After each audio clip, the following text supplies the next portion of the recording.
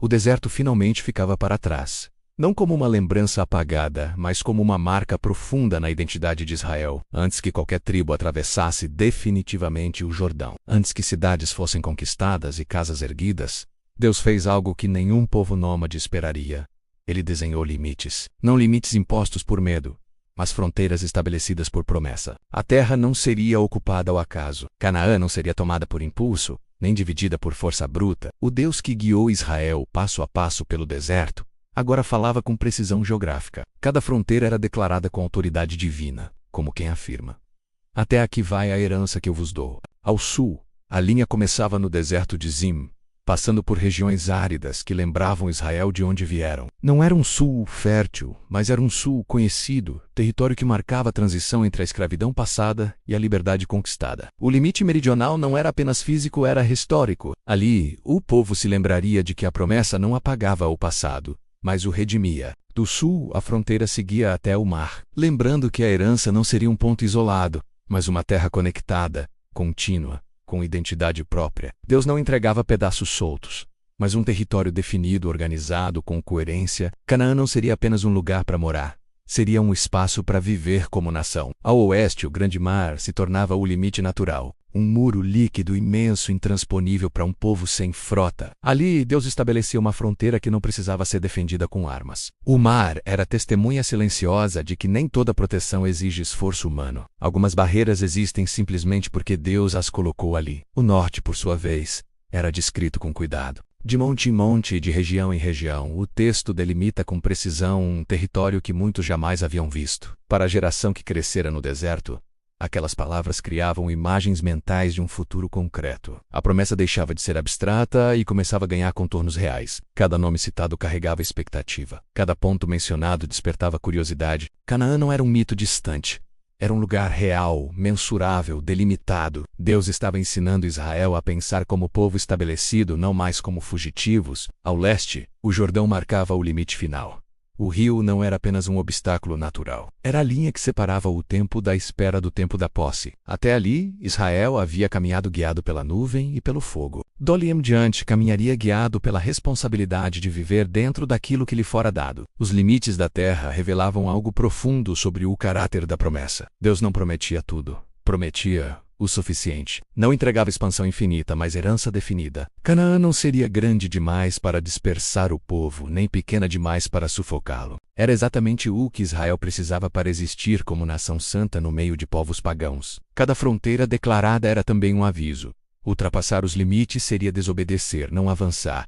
A promessa não autorizava ganância, não justificava invasões além do que Deus havia determinado. O território era sagrado porque fora designado. Antes de qualquer divisão entre tribos, antes de qualquer sorteio, Deus deixava claro que a terra tinha dono. Israel não conquistaria Canaã para possuí-la como propriedade absoluta, mas para habitar-lá como Eran. A concedida, o mapa da promessa estava completo. Agora faltava definir quem garantiria que esse mapa fosse respeitado. Depois de definir os limites da terra, Deus estabeleceu algo igualmente importante: quem cuidaria da divisão. Canaã não seria repartida de forma improvisada, nem deixada ao critério dos mais fortes. A herança seria distribuída sob liderança reconhecida, pública e responsável. Um líder principal foi designado para conduzir esse processo. Josué, filho de Num, surgia mais uma vez como figura central. Não apenas como guerreiro ou sucessor de Moisés, mas como administrador da promessa. Sua missão não era conquistar, era garantir justiça na posse. Ao lado dele, um chefe de cada tribo foi nomeado. Homens conhecidos, líderes respeitados, representantes legítimos de seus clãs. Esses nomes não aparecem por acaso. A Bíblia os registra para que fique claro que a divisão da terra não foi feita às escondidas, nem por favoritismo. Foi um ato coletivo, transparente e supervisionado. Cada chefe carregava o peso de representar milhares de pessoas. Suas decisões afetariam gerações futuras. Onde uma tribo se estabeleceria definiria sua economia, sua segurança, seus desafios e suas tentações. Por isso, a escolha desses líderes não era política menos, era espiritual. A terra seria distribuída por sorteio, não por mérito militar. Isso quebrava qualquer lógica humana de recompensa. Tribos que lutaram mais não receberiam mais. Tribos menores não seriam desprezadas. O sorteio deixava claro que a herança vinha de Deus, não da força. As fronteiras entre as tribos também eram limites de convivência. Cada território precisava ser respeitado. Invadir a herança do irmão seria violar o pacto. Canaã não deveria se tornar um campo de disputas internas, mas um mosaico de responsabilidades compartilhadas. Ao estabelecer fronteiras internas, Deus prevenia conflitos futuros. Cada tribo saberia onde começava e onde terminava sua porção. A clareza territorial era uma forma de preservar a unidade nacional. Israel não deveria lutar entre si pela terra que já havia sido dada. Mais do que um mapa físico, Números 34 apresenta um conceito espiritual profundo. A promessa tem estrutura. Deus não age de maneira caótica. Ele define, organiza, delimita e delega. A herança não é apenas recebida a menos, é administrada. Os chefes escolhidos não eram donos da terra, eram guardiões da justiça. Sua função era garantir que cada família recebesse o que lhe cabia, que ninguém fosse esquecido, que ninguém fosse favorecido indevidamente. A promessa precisava ser protegida contra a corrupção humana. O povo, ao ouvir esses nomes e limites, começava a entender que a jornada não terminava na travessia do Jordão. A vida na Terra Prometida exigiria maturidade. Não bastava conquistar, seria preciso conviver, obedecer, permanecer fiel. As fronteiras da promessa também ensinavam algo sobre identidade. Cada tribo teria sua história, suas batalhas, suas vitórias, mas todas fariam parte de um mesmo povo. A diversidade territorial não deveria gerar divisão espiritual. Canaã não era apenas um espaço geográfico, era o cenário onde a aliança seria vivida no cotidiano, onde a justiça seria testada, onde a obediência deixaria de ser discurso e se tornaria prática. Antes que o primeiro pedaço de terra fosse ocupado, Deus garantiu que tudo estivesse claro. Limites definidos, líderes estabelecidos, responsabilidades distribuídas. Nada ficou em aberto. A herança estava pronta, não como um prêmio caótico, mas como uma promessa organizada, delimitada e confiada a um povo que agora precisava aprender a viver dentro daquilo que recebeu. A designação dos chefes tribais revelava algo mais profundo sobre a natureza da liderança no povo de Deus. Não eram homens escolhidos pela força ou pela riqueza, mas pela representatividade. Cada nome carregava a confiança de uma comunidade inteira. Suas decisões não seriam individuais, mas coletivas em essência.